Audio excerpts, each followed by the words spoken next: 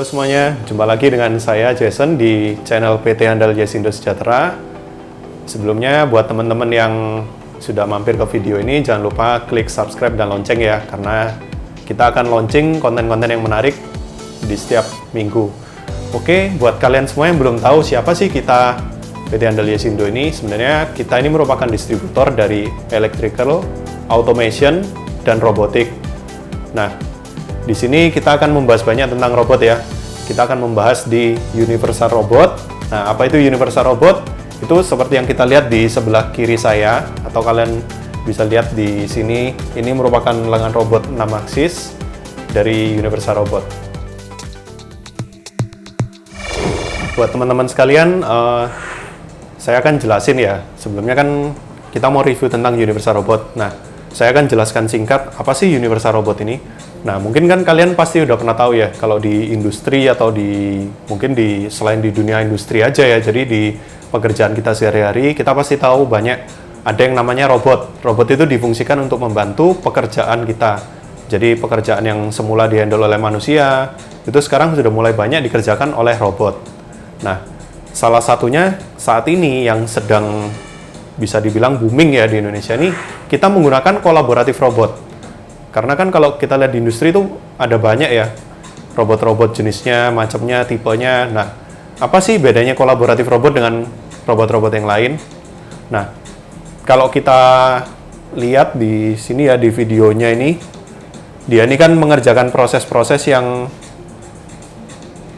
contohnya ini, nah ini dia untuk mesin CNC. Terus juga ini sekarang difungsikan untuk palletizing. Jadi banyak ya kegiatan-kegiatan yang bisa dikerjakan oleh robot, baik di dunia industri maupun di dunia non-industri. Nah, oke, kita masuk ke review dari robot. Kita buat perbandingan ya antara kolaboratif robot dengan robot-robot yang lain.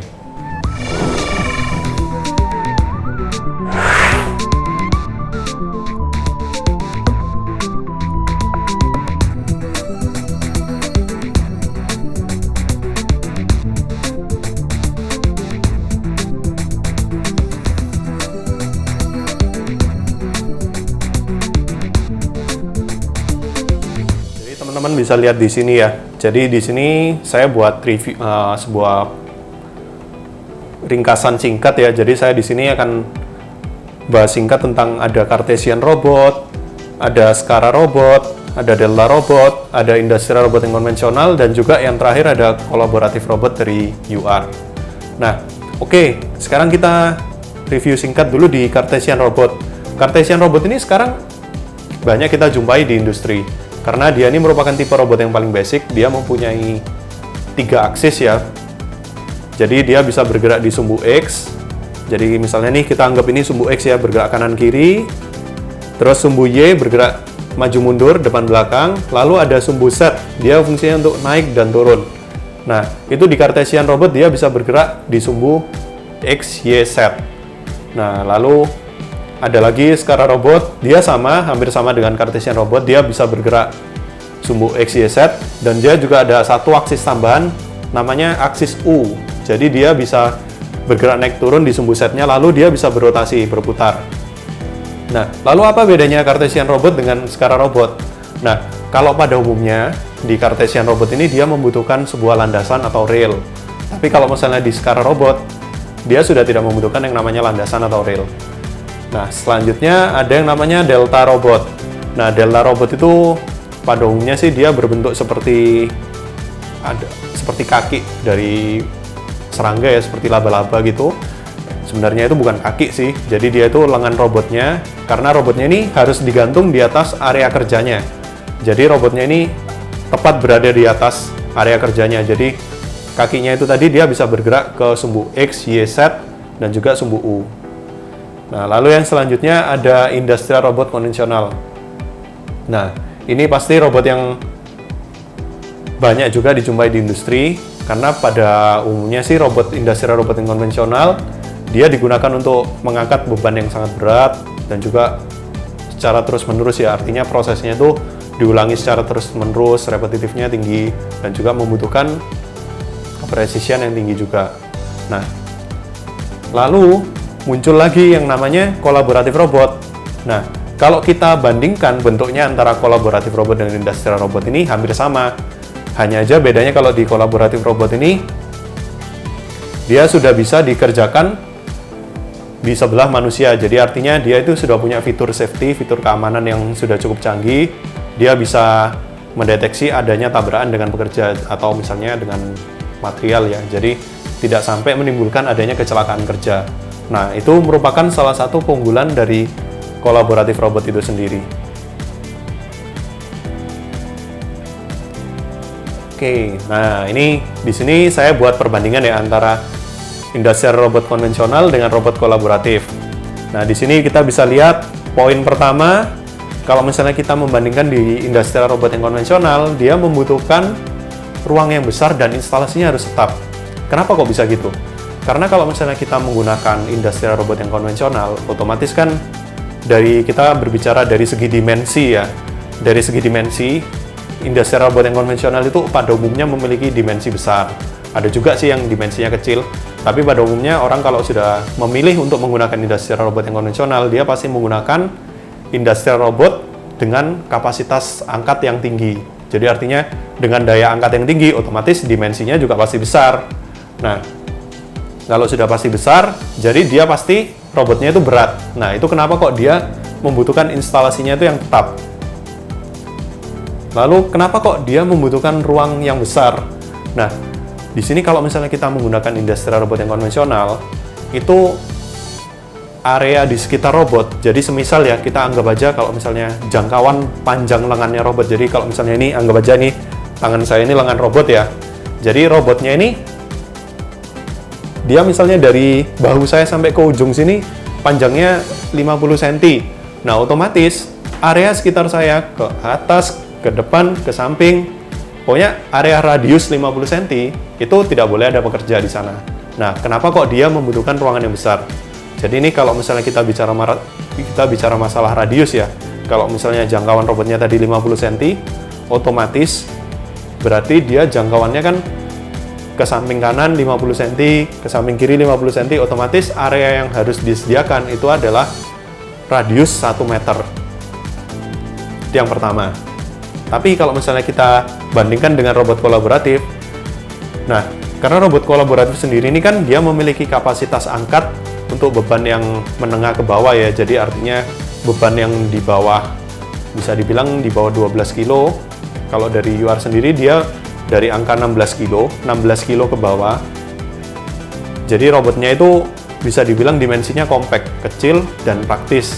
Nah, kalau kita membahas masalah bobot dari robotnya itu sendiri, nah di kolaboratif robot sendiri ini dia memiliki bobotnya itu sangat ringan. Jadi kalau misalnya kita compare dengan industrial robot yang daya angkutnya sama, semisal nih kita bikin komparasi yang daya angkatnya 10 kilo dengan kolaboratif robot yang 10 kilo. Nah, itu kita bisa buat perbandingan berat bobot robotnya itu sendiri, itu lebih ringan di robot kolaboratif. Nah, itu menyebabkan dia instalasinya fleksibel dan juga mudah dipindah-pindahkan.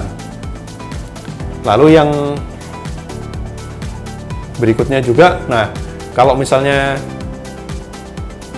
untuk kolaboratif robot, karena dia sudah bisa bekerja di sebelah manusia, otomatis kalau misalnya tadi kita di robot industri kan ada yang namanya radius. Nah, kalau misalnya di kolaboratif robot, kita sudah tidak perlu khawatir tentang radius kerjanya. Jadi kalau misalnya kita mau pakai area kerjanya cuma di sebelah kanan saja, jadi dia sudah bisa bekerja cuma di sebelah kanan saja. Nanti di sebelah kiri kita bisa, misalnya ada lalu lintas orang di sana, ada aktivitas pekerja di sana, itu juga bisa. Jadi jauh lebih praktis dan hemat ruang. Yang selanjutnya poin nomor 2. Nah, di sini kalau di robot industrial yang konvensional, kita membutuhkan pagar pengaman. Karena apa? Karena robot ini tidak dilengkapi dengan sensor. Jadi robotnya ini tidak dilengkapi dengan pemindai keamanannya. Artinya apa? Jadi kalau misalnya ada pekerja yang lalai atau ada orang yang mengabaikan keselamatan kerja, dia jalan di area kerja robot, di dalam radiusnya robot itu sendiri, dia bisa mengalami resiko kecelakaan kerja. Karena kita tidak tahu, kalau misalnya robot ini lagi error, dia jalan dia menabrak pekerja kan tentu bisa menimbulkan cedera yang serius ya. Nah, kalau di robot kolaboratif dari UR sendiri itu sudah nggak perlu. Karena apa? Karena di kolaboratif robot UR ini, dia sudah memiliki fitur safety. Jadi artinya kalau misalnya dia lagi jalan ya, gerak kanan kiri terus menerus, lalu suatu saat ini ada orang yang ceroboh, lalai gitu ya, terus robot itu nabrak. Nah, robotnya ini bisa stop sendiri, jadi nggak sampai mencederai orang. Nah, itu salah satu keunggulannya. Terus poin ketiga nih, kalau misalnya kita bicara masalah pemrograman robot kan, pasti bayangan kita merogram robot itu sulit. Nah, ya memang sulit kalau misalnya kita mengoperasikan di industrial robot yang konvensional. Mungkin kalau orang yang sudah berpengalaman mungkin baru bisa bilang mudah ya. Nah, kalau di robot kolaboratif sendiri, dengan user interface yang sudah sangat friendly ya, dengan sangat mudah itu kita bisa merogram robot ini secara langsung. Jadi, istilah ini kalau misalnya kita mau merogram robot, otomatis harus orang IT, harus orang elektro yang mampu merogram ya, engineering lah istilahnya. Nah, tapi kalau di kolaboratif robot, siapapun dapat memprogram robot ini. Nah, itu keunggulan yang lain. Lalu yang poin keempat. Nah, poin keempat ini sendiri, kalau di industrial robot yang konvensional, dia butuh persiapan dan pertimbangan. Artinya apa? Kita bicara paling dasar ya dari segi konstruksi. Kalau misalnya di industrial robot konvensional, karena dia konstruksinya kan besar dan juga berat, otomatis dia membutuhkan robot base atau landasan robotnya itu dia butuh yang kokoh, dia butuh yang solid, yang mampu menopang beban dan juga momentum dari robotnya. Nah, tapi kalau misalnya kita bicara di robot kolaboratif, yang pasti karena dia konstruksinya sudah ringan, dia mudah dipindah-pindahkan, nah otomatis hal itu jauh lebih mudah dibanding di industrial robot yang konvensional. Oke, yang selanjutnya, kalau satu hal lagi, kalau misalnya kita bicara masalah robot ya, tentu robot itu kan di bagian ujungnya nih, kalau saya bilangnya end effector, nah, mungkin kita bisa sebutnya lebih mudah untuk aksesoris robot ya. Nah, aksesorisnya itu sendiri, kalau di industrial robot ini, rata-rata kita harus develop sendiri, artinya kita harus membuat aksesorisnya itu, kita harus merancang sendiri, kita harus desain sedemikian rupa yang sesuai dengan pekerjaan yang akan dilakukan oleh robot itu sendiri. Nah, tapi kalau di robot kolaboratif UR, itu ada yang namanya UR+. Nah, apa UR+? Nanti kita akan bahas di video-video berikutnya. Nah, tapi saya kasih clue singkat di sini. UR+ itu merupakan aksesoris yang sudah resmi, aksesoris yang sudah, istilahnya sudah dipatenkan untuk UR ya. Jadi dia ini sudah ada software khusus, jadi desainnya pun kita bisa langsung plug and play gitu. Jadi kita sudah tidak perlu ada yang namanya kita harus memikirkan desainnya yang terlalu rumit sesuai dengan pekerjaan robotnya nanti. Nah, oke, poin terakhir. Nah, ini pasti hal yang berat kalau misalnya kita berbicara masalah robot sih. Jadi banyak biaya tambahan dan perawatan di industrial robot yang konvensional. Karena apa? Kalau kita bicara masalah industrial robot yang konvensional, tentu ada yang namanya biaya perawatan. Misalnya nih, ibarat motor, kita harus ganti oli berjangka kan, misalnya 3 bulan sekali atau berapa ribu kilo sekali. Nah, hal itu sama dengan di industrial robot yang konvensional. Kita harus melakukan perawatan tersebut. Nah, selain itu, kita juga harus ada penambahan biaya software. Karena pada umumnya, software untuk industrial robot itu tidak dijual atau tidak disebarkan secara gratis. Artinya software itu merupakan software yang berbayar. Nah, tapi beda kalau di robot kolaboratif UR, karena kita sudah tidak perlu ada biaya tambahan lagi ya. Kalau misalnya kita bicara masalah perawatan, nah dari gearbox robot UR sendiri, dia ini sudah jenisnya sudah maintenance free ya. Jadi artinya kita sudah nggak perlu ada maintenance lagi untuk perawatan robot ini selama robot ini digunakan. Jadi lebih praktis gitu. Nah, selanjutnya masalah software. Nah, kalau di UR sendiri, itu sudah tidak ada yang namanya penambahan biaya software. Karena apa? Softwarenya ini kita sudah bisa langsung program di kontrol panelnya sendiri. Jadi dia itu sudah built-in gitu. Nah, nanti pemrogramannya seperti apa? Nah, itu juga nanti akan saya jelaskan di video-video berikutnya.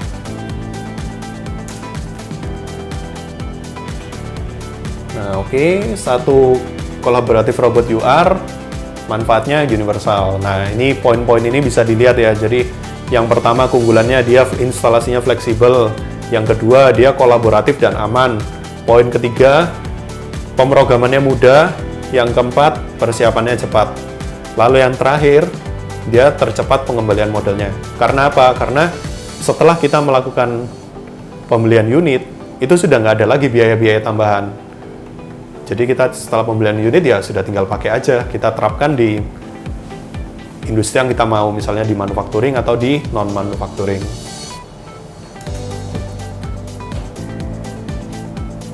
Nah, ini juga bisa dibilang ini spek singkat ya. Jadi dari Universal Robot ini sebenarnya ada 4 tipe ya. Mungkin yang saya bisa jelaskan di sini ada 3 tipe dulu. Ada tipe UR3 dan UR3E, UR5 dan UR5E, UR10 dan UR10E. Nah, bedanya UR3 dan UR3E itu sebenarnya hanya ada di force sensornya aja sih.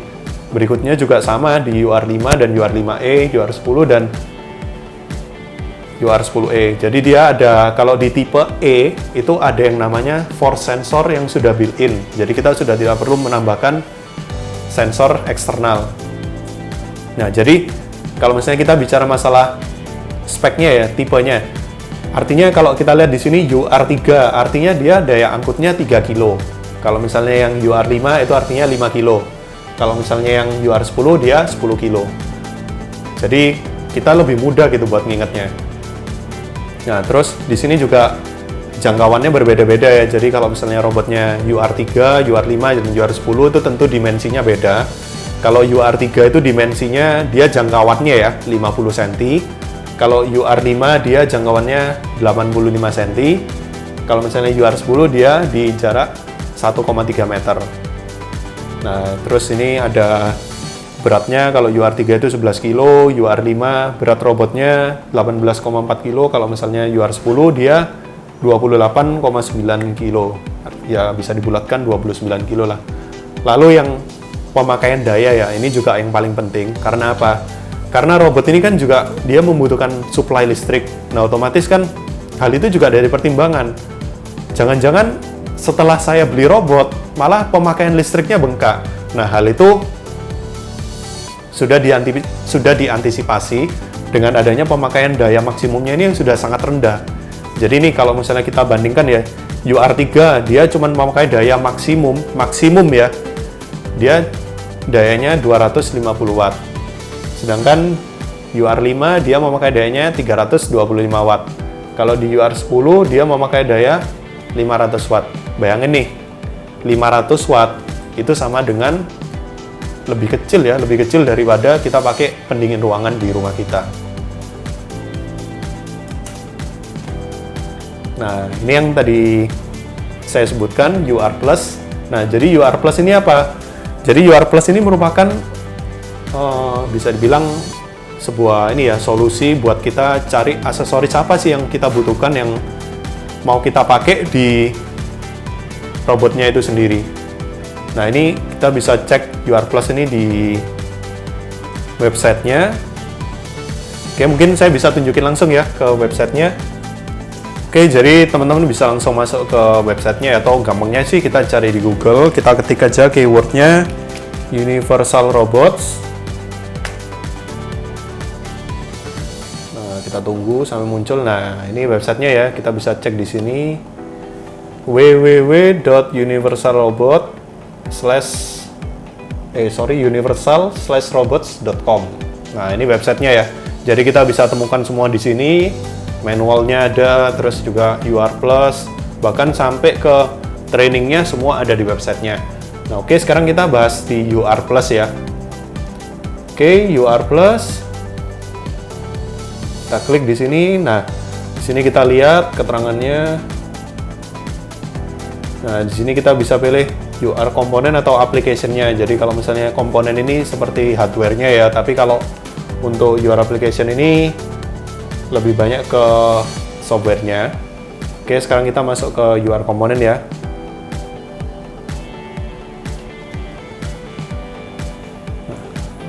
Oke, di sini kita bisa terpilih banyak di sini. Jadi ada sensor vision, aksesoris, software, gripper, terus untuk proses and effector, plugin. Nah, mungkin kita bisa contoh, kita review singkat, kita masuk di Vision.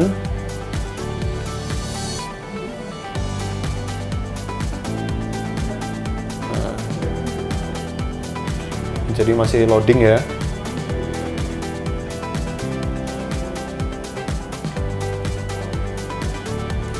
Nah, di sini bisa kita lihat kalau misal ini ada banyak yang bisa kita gunakan, jadi sensor kamera SIG, IFM, Solomon, dan juga banyak merek-merek lain yang sudah umum di dunia industri ya. Jadi kita tinggal pilih aja sesuai speknya. Jadi artinya apa?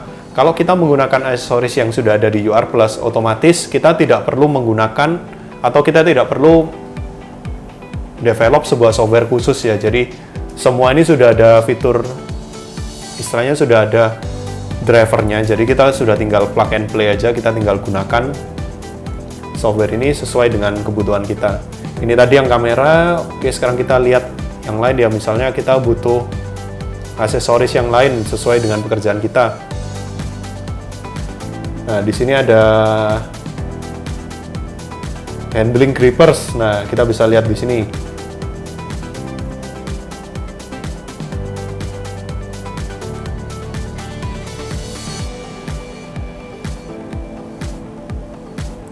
Nah, di sini ada banyak jenis gripper yang bisa kita gunakan, dari yang dimensinya kecil sampai ke dimensinya besar, bahkan ada yang sampai istilahnya itu vakum, tapi dia sudah tidak membutuhkan kompresor karena dia sudah ada built-in kompresornya.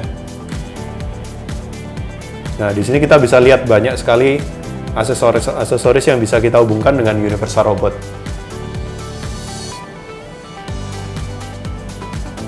Oke. Mungkin itu aja yang bisa saya sampaikan di video kali ini. Jangan lupa nonton terus ya untuk video yang berikutnya. Jangan lupa juga untuk subscribe dan tekan tombol loncengnya. Oke, thank you.